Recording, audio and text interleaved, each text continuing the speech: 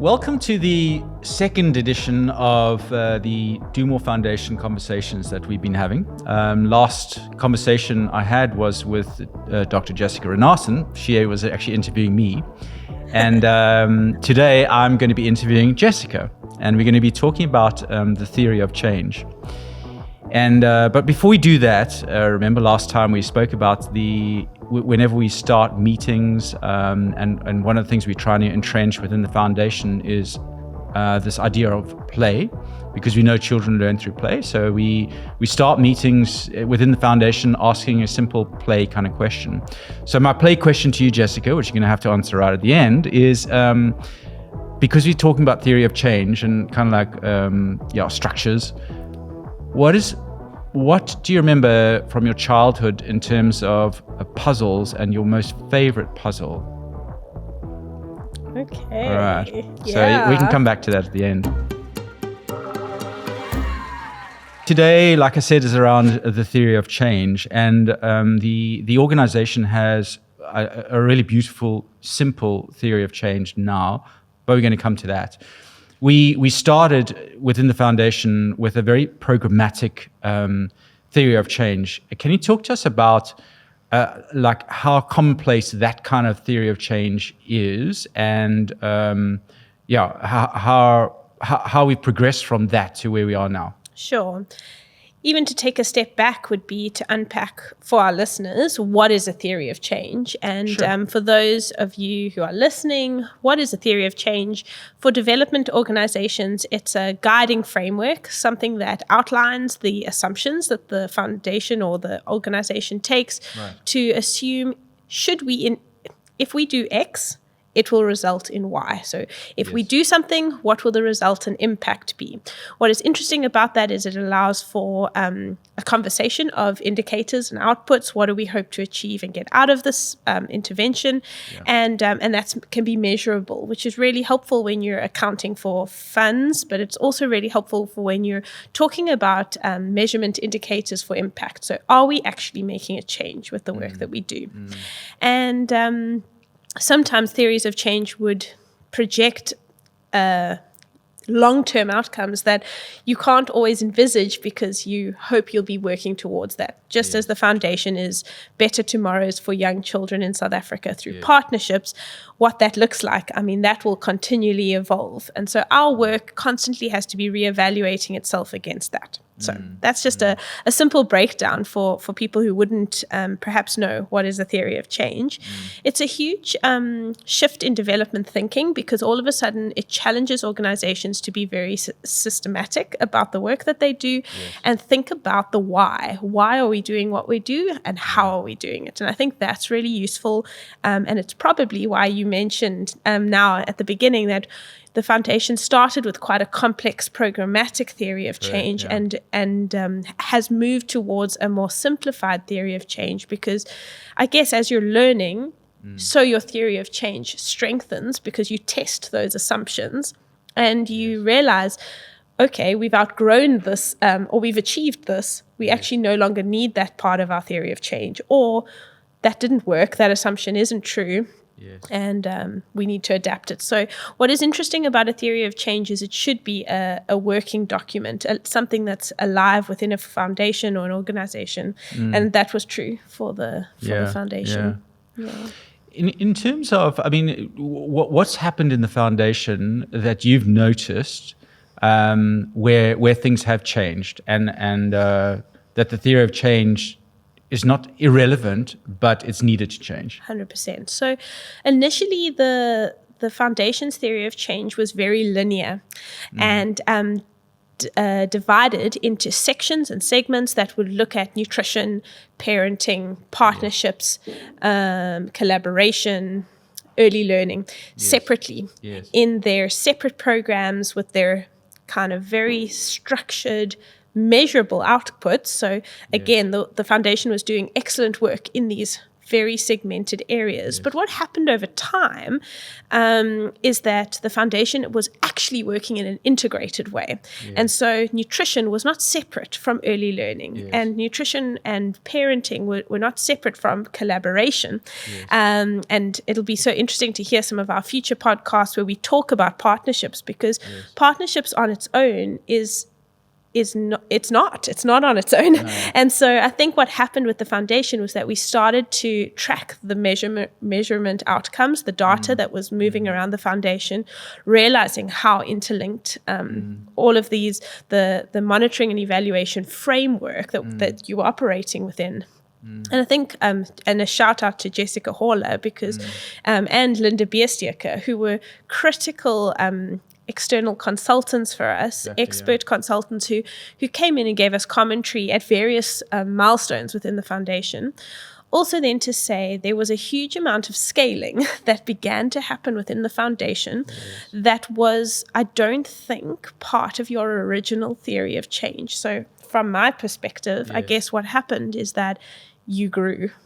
And with that growth came learning and lessons, but it also became the need to incorporate growth into the theory of change, because, as you say, there was a demand from the business, from our other areas, from the country. We're constantly being inundated with requests because the needs in our country are so great. How do we adapt our theory of change to not be so linear and be more integrative and dynamic? And that was where we came up with the scaling wide, scaling out, scaling deep, and scaling up methodology, which is highly researched, again, to the how, which I think is really quite exciting about the development. I love our new model, and what I love about it is the simplicity of it.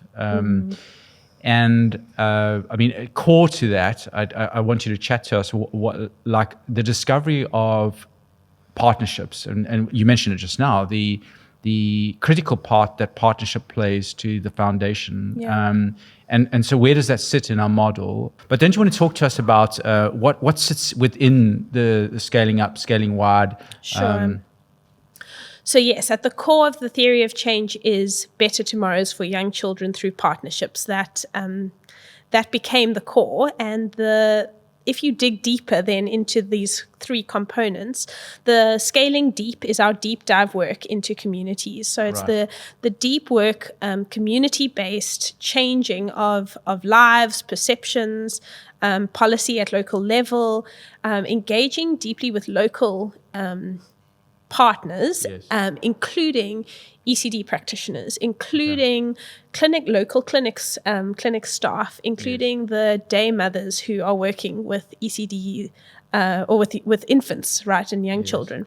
So in some ways it's complex because the deep work is, again, intricate and has a number of facets. We talk about the basket of services that's referenced in the National Integrated ECD Policy.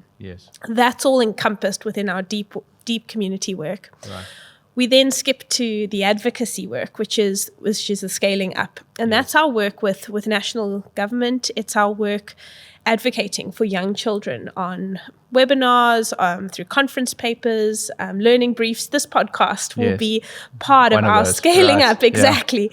And what an incredible opportunity to talk about young children, to educate, to equip people with the facts about why the early years matter. And so that's really, and some of our critical work we'll also be showcasing on this podcast, so stay tuned to our listeners, around the real reform for ECD and some of the political movements that we support in order to create better working conditions or for ECD practitioners, or advocate for the right to nutrition for young children. We're very much a part of that, and our theory of change now incorporates that in a very systemic way.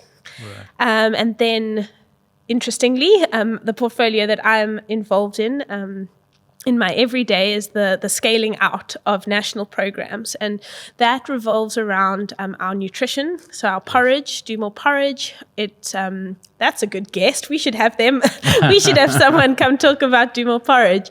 We also do Eat, Love, Play, Talk, which is our parent support and resourcing, as well as early learning play resources, our Repurpose for Purpose and Do More Play resources that we then take recycled excess business inventory and direct it towards learning material for young children. Right. It's a mouthful, right? It's a lot.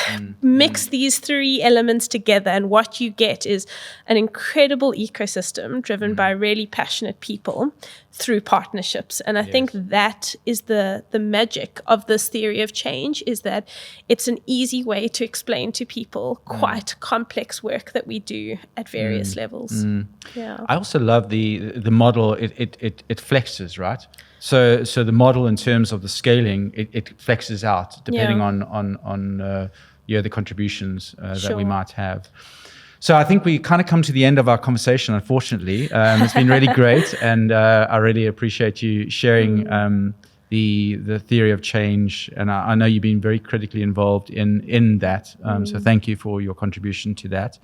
And again, to Linda and to Jessica Haller for their contributions to our theory of change, and where we are today is because of some great work that's happened there. But I'd like to take you back to the original question that I had for you, which is as a kid, what puzzle do you remember fondly? So I fondly remember this wooden mouse puzzle. It was a 3D puzzle, actually. Oh, really? Okay. So the big mama mouse the big dada mouse was inside the dada mouse was the mama mouse. Inside the mama mouse was the two little baby mice, and you could kind of clip them all together. The tail was made of leather. So and actually it was my we inherited it. It was from my granddad. Do you still have it? It's at my parents' house. Okay. Yeah. Cool. Nice. Yeah, what's so amazing is you wouldn't call it a difficult puzzle at all, but it was so novel because it was 3D. Yes. Yeah, and you had to kind of stand it up and it couldn't fall over. So, nice. Yeah. Thank you for joining us. I look forward to connecting with you guys on the next podcast that we have. And thank you very much. Playtime. To make a promise implies trust. To make a pledge creates expectation, and to make a commitment initiates responsibility. For more than 25 years, we have made it our mission to take the ifs, buts, and maybes out of premium pet food. That's why our experts put the best science behind our food, so your pet's health is put first. That's why when you seek value, we strive to give you more, like protecting your pets with our free accident benefits. And when you need great tasting food, our fresh meat taste delivers. You see, what sets us apart is not one thing, it's all these things combined. Because we understand that when it comes to your pet's health, you don't want doubt and uncertainty, you want absolutes, the absolute best given your means, like premium veterinary quality food of real value that doesn't cost an arm and a paw. So, rest assured, that any claim we make, we stand by. It's our commitment to your pets and our promise to you. In fact, we're so confident in what we stand for that we have made the ultimate promise to you. It's called the Ultra Pet Promise, 100% money back guarantee, a no ifs, no buts, and no maybes kind of promise. We call it our satisfaction guarantee.